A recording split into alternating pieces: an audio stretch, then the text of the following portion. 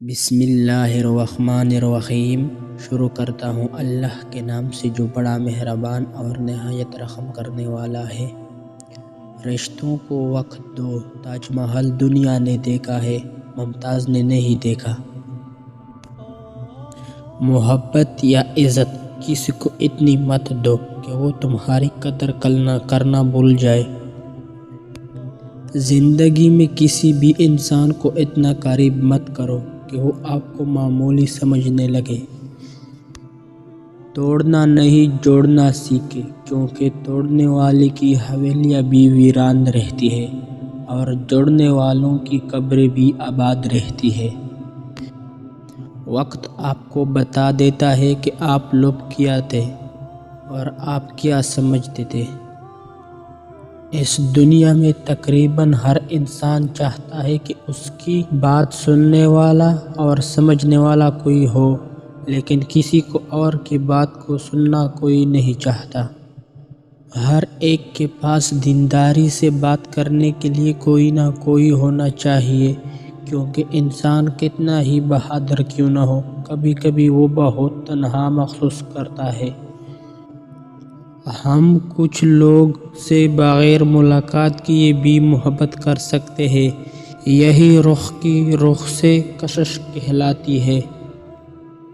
ہم پوری زندگی اس انتظار میں نکال دیتے ہیں کہ ایک دن ہم اپنی من پسند زندگی جئیں گے، لیکن یہ بھول جاتے ہیں کہ زندگی وہی ہے جو آج ہے، کل تو بس خواب ہے جس کی تعبیر کوئی نہیں کر سکتا۔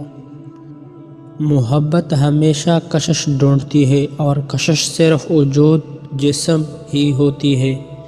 باقی محبت دیکھنے اور سمجھنے کا ہر کسی کا اپنا اپنا نظریہ ہے۔ روح سے محبت یا نفسیاتی مریض کر سکتا ہے یا پھر جھوٹا۔ اگر تمہیں کسی چیز کو جانے کا ڈر ہو تو اسے کتابوں میں چھپا دو، کیونکہ آج کل کے نسل کتابیں نہیں دیکھتے، صرف موبائل دیکھتے ہیں۔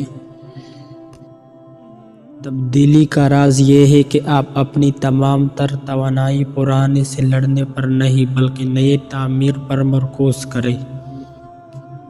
ایک افریقی کہاوت ہے کہ ایک واحد عورت جو مرد کی غریبی میں بھی اس کا ساتھ نہیں چھوڑتی اور اس سے محبت کرتی ہے، اور وہ ہے ماں۔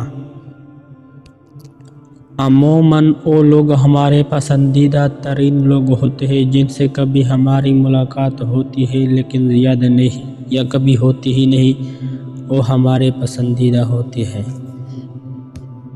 سردیوں میں ہر چیز خوبصورت ہوتی ہے سوائے غریبی کانپنے کی۔ میں موت سے اور اگلے جہان میں جانے سے نہیں ڈرتا، لیکن وہاں اس دنیا کے لوگوں کے ساتھ دوبارہ ملنے سے ڈرتا ہوں۔ لوگوں کو بتایا گیا کہ وہ اپنے خد و خال، گورے رنگ اور لمبے قد کی وجہ سے خوبصورت لگتے ہیں، حالانکہ ہر انسان خوبصورت، ایک ہمدرد روح اور خوبصورت مسکراہٹ کا مالک ہے، وہ خوبصورت ہوتا ہے۔ ہم جدت کے زمانے میں شدت کی محبت کرنے والے پرانی صدیوں کے لوگ ہیں۔ ہم جیسوں کو سمجھنے کے لیے تمہیں دریا کے الٹنے بہاؤ کو کہانی پر الہامی یقین کرنا ہوگا۔ توجہ کی سب سے نایاب اور خالص ترین شکل ہے۔